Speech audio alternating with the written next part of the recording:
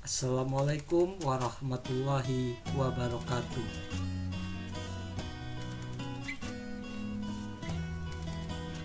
Kembali lagi dalam channel Rumah Daring Bahasa Indonesia Tagar Rumahku Ilmuku. Bersama saya Bapak Hakim Muhammad Makarim SPD. Apa kabar anak-anakku? Semoga kabar kalian baik-baik saja ya. Anak-anakku yang Bapak banggakan selalu, sebelum memulai pembelajaran pada hari ini, alangkah lebih baiknya kita berdoa terlebih dahulu agar Tuhan Yang Maha Esa meridhoi ilmu kita. Berdoa dalam hati mulai. Berdoa selesai. Baik anak-anakku, kita mulai pembelajaran hari ini dengan mengucapkan basmalah. Bismillahirrahmanirrahim.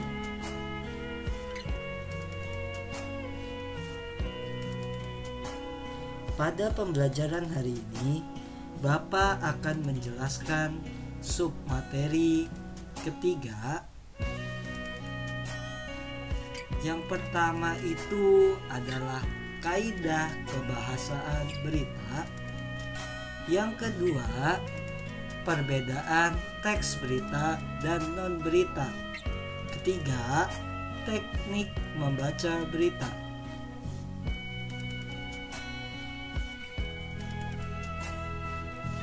Submateri pertama, kaidah kebahasaan berita. Ada 7 poin yang akan Bapak jelaskan kepada kalian semua. Yang pertama, verba transitif. Verba transitif merupakan verba atau kata kerja yang dapat diubah ke bentuk pasif. Tindakan dilakukan ke atas subjek. Contohnya, pejabat Kementerian Luar Negeri Tiongkok menuduh kapal-kapal asal Vietnam telah lebih dari 1.400 kali menabrak kapal-kapal Tiongkok di dekat lokasi anjungan pengeboran minyak yang kontroversial di Laut Tiongkok Selatan. Yang kedua, verba pewarta. Verba atau kata kerja yang mengindikasikan suatu percakapan.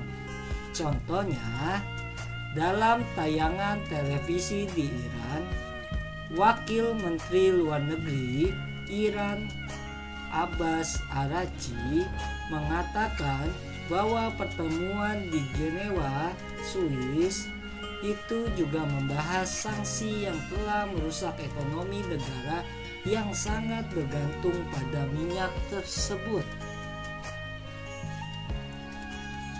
Yang ketiga, adverbia atau kata keterangan.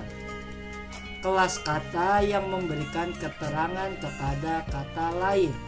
Contohnya, Jakarta pada hari Kamis macet total. Yang keempat, konjungsi temporal. Kata hubung yang berhubungan dengan waktu. Contoh, kemudian, setelah, akhirnya. Yang kelima, kalimat langsung. Sebuah kalimat yang merupakan hasil kutipan langsung dari pembicaraan seseorang yang sama persis seperti apa yang dikatakannya. Yang keenam, kalimat tidak langsung. Kalimat yang melaporkan atau memberitahukan perkataan orang lain dalam bentuk kalimat berita. Yang ketujuh, bahasa yang digunakan. Dalam penggunaan bahasa pada teks berita harus menggunakan bahasa baku, menarik, singkat, padat, jelas, komunikatif, netral, atau objektif.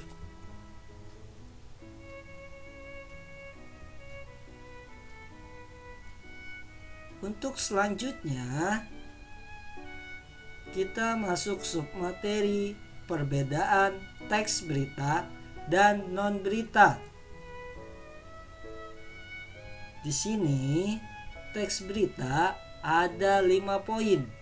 Yang pertama, faktual dan aktual. Faktual sesuai dengan kejadian yang terjadi, dan aktual kejadian itu baru. Yang kedua, dibuat oleh wartawan. Ketiga, susunan piramida terbalik, menjelaskan hal pokok di awal. 4. Bahasanya komunikatif. 5. Tidak menyantumkan opini pribadi. 6. Teks non berita. Ada 5 poin. Yang pertama, faktual. Yang kedua, dibuat oleh ahli dalam bidangnya. Ketiga, induktif. Hal pokok berada di akhir berita.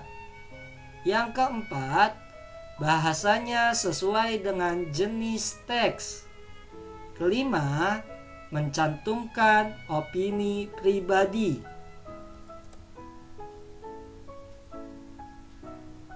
Baik, kita lanjut ke submateri yang terakhir, yaitu teknik membaca berita. Yang pertama, ada lafal. Lafal adalah cara seseorang atau sekelompok orang dalam mengucapkan bunyi bahasa.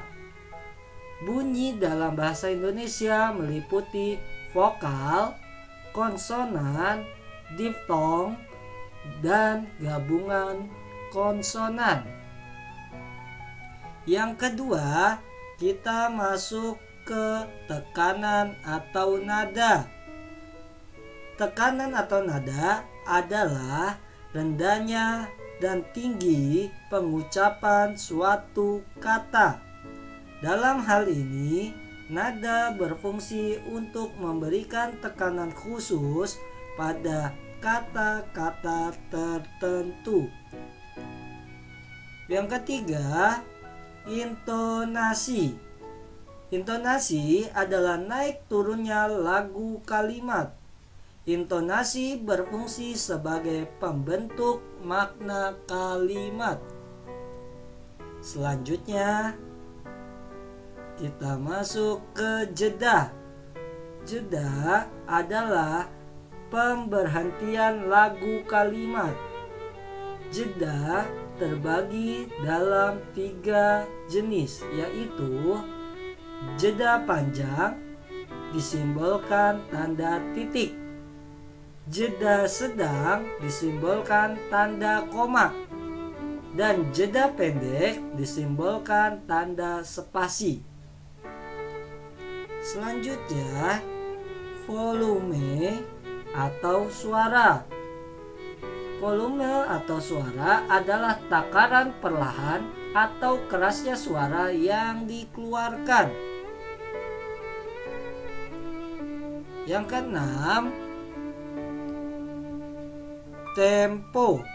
Tempo adalah lambat atau cepatnya pembacaan sebuah berita.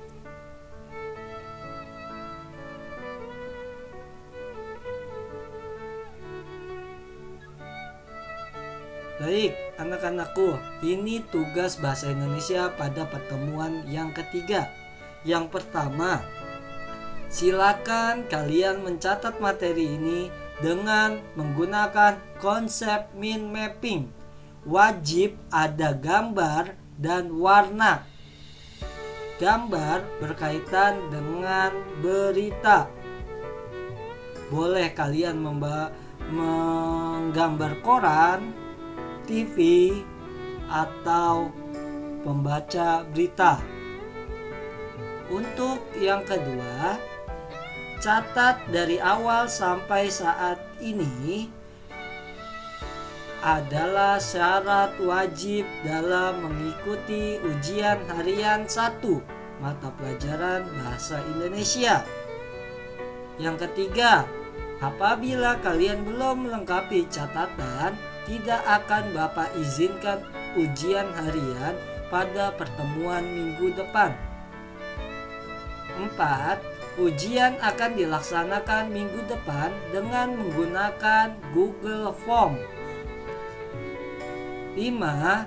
Tugas ini silakan dikumpulkan ke WhatsApp Bapak Hakim 0812 9385 6021.